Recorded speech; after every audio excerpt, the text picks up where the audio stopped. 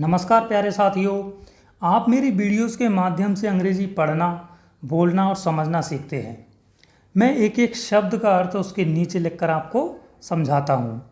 इसके बाद पूरे सेंटेंस का अर्थ उसके नीचे लिखता हूँ ताकि आपको ज़्यादा समय तक याद रह सके और आप मेरे साथ शब्दों को बोलने की प्रैक्टिस करें। प्रैक्टिस करने से क्या होगा कि आप इंग्लिश के वर्ड्स को अच्छे से बोलना सीख पाएंगे, ठीक है। और आप इंग्लिश से हिंदी में अनुवाद करना भी सीख पाएंगे। तो चलिए शुरू करते हैं वीडियो को। लेकिन उससे पहले मेरी आपसे एक रिक्वेस्ट है कि आप वीडियो को लाइक नहीं करते हो, तो उससे पहले मेरी वीडियो को आप लाइक कर दीजिए प्लीज़, है ना। मैं आपके लिए बहुत मेहनत से ये वीडियो बनाता हूँ, तो आप लाइक तो कर ही सकते हो यार। ठीक है, शुरू करते हैं। बर्थडे गिफ्ट यानी कि जन्मदिन का उपहार। जन्मदिन का उपहार, गिफ्ट यानी कि उपहार, ठीक है।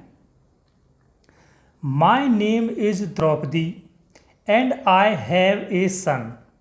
माई यानी कि मेरा, नेम यानी नाम, इज है, द्रौपदी द्रौपदी यानी कि मेरा नाम द्रौपदी है। एंड और आई का अर्थ होगा मेरा, यहाँ पर इसका अर्थ होगा मेरा। हैव ए सन, एक बेटा है, एक बेटा है। हैव का अर्थ होगा है, ए सन यानी एक बेटा, मेरा एक बेटा है। His name is Gunnu.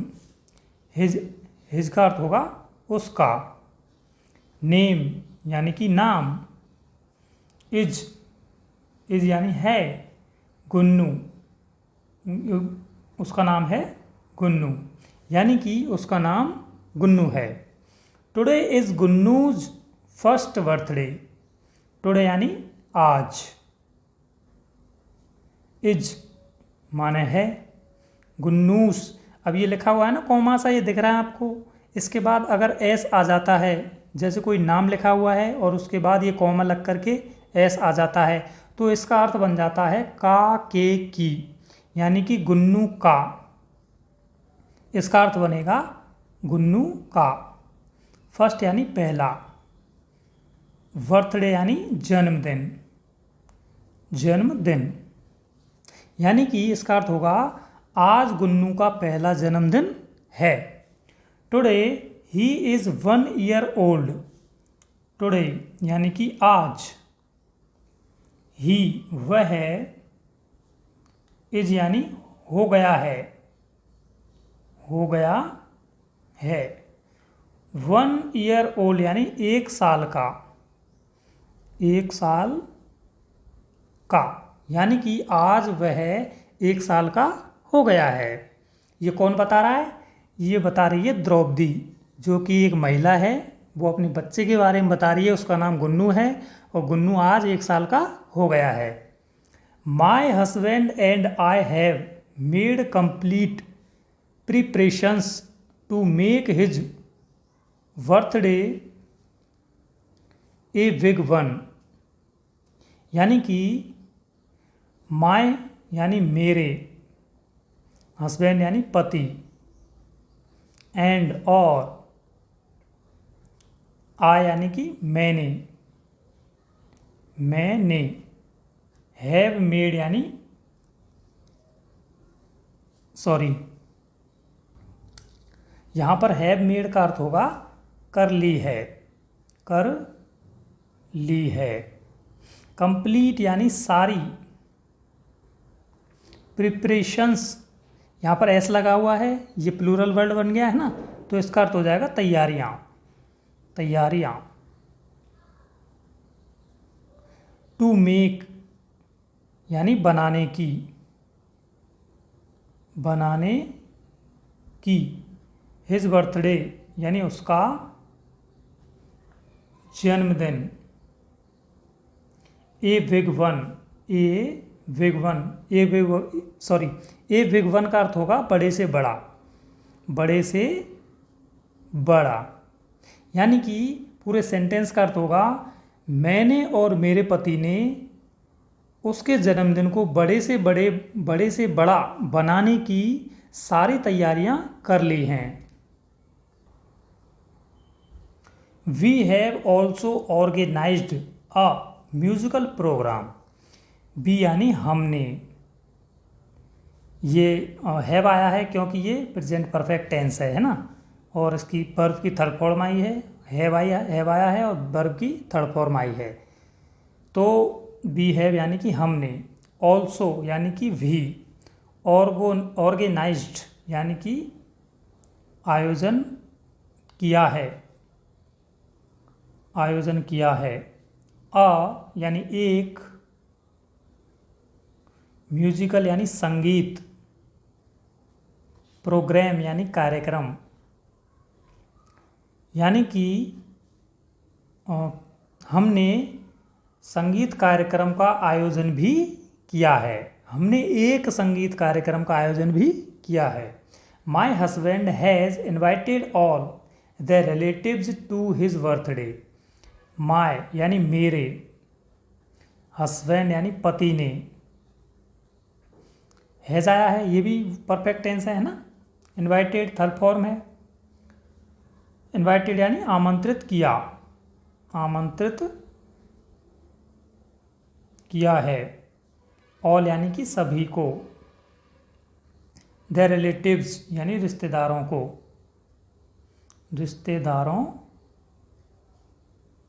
को टू हिज बर्थडे उसके जन्मदिन पर। यानी कि मेरे पति ने सभी रिश्तेदारों को उसके जन्मदिन पर आमंत्रित किया है। We have also called confectioners to prepare food. We यानी हमने, फिर से हैव आ गया है ना। ऑल्सो यानी कि भी, कॉल्ड ये थर्ड फॉर्म है और ये हैव है यानी कि प्रेजेंट परफेक्ट। कॉल्ड यानी बुलाया है। कन्फेक्शनर्स यानी कि हलवाइयों को हलवाई कौन होते हैं? जो खाना बनाते हैं। टू प्रिपेयर यानी बनाने के लिए। क्या बनाने के लिए? फूड यानी खाना। यानी कि हमने खाना बनाने के लिए हलवाइयों को भी बुलाया है। ठीक है। Today we will celebrate our son's birthday with great pomp यानी कि बड़ी धूमधाम। ग्रेट यानी बड़ी और पॉम्प यानी धूमधाम और विद का अर्थ होगा से। टुडे यानी आज। वी यानी कि हम। विल सेलिब्रेट या भी फ्यूचर टेंस में आ गया। सेलिब्रेट यानी मनाएंगे। विल सेलिब्रेट यानी मनाएंगे, फ्यूचर में है इसलिए मनाएंगे। आवर यानी हमारे। सन्स यानी बेटे का। अब ये कॉमा आया है, इसके बाद ऐसा आया है ना, तो इसका अर्थ हो जाएगा बेटे का। बर्थडे यानी जन्मदिन। यानी कि आज हम हमारे बेटे का जन्मदिन बड़ी धूमधाम से मनाएंगे। We have ordered a nice cake to be made. We have यानी हमने। हैव ऑर्डर्ड यानी आदेश दिया है। हैव आया है, ये थर्ड फॉर्म है, ये भी प्रेजेंट परफेक्ट टेंस हो गया। हमने आदेश दिया है। हैव ऑर्डर्ड यानी आदेश दिया है। ए नाइस केक, एक अच्छा केक। टू बी मेड यानी बनाने का।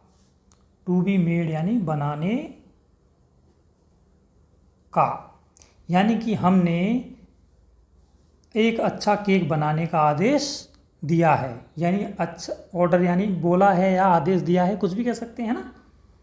Today we decorated our house very nicely. Today यानी आज। बी यानी हमने। डेकोरेटेड यानी सजाया है, ये थर्ड फॉर्म है ना, सजाया है होगा इसका अर्थ। आवर हाउस यानी हमारे घर को, हमारे घर को। वेरी बहुत। नाइसली यानी अच्छे से, अच्छे। I was thinking for a long time about what gift I should give on his birthday. I यानी मैं, वॉज यानी थी, थिंकिंग सोच रही,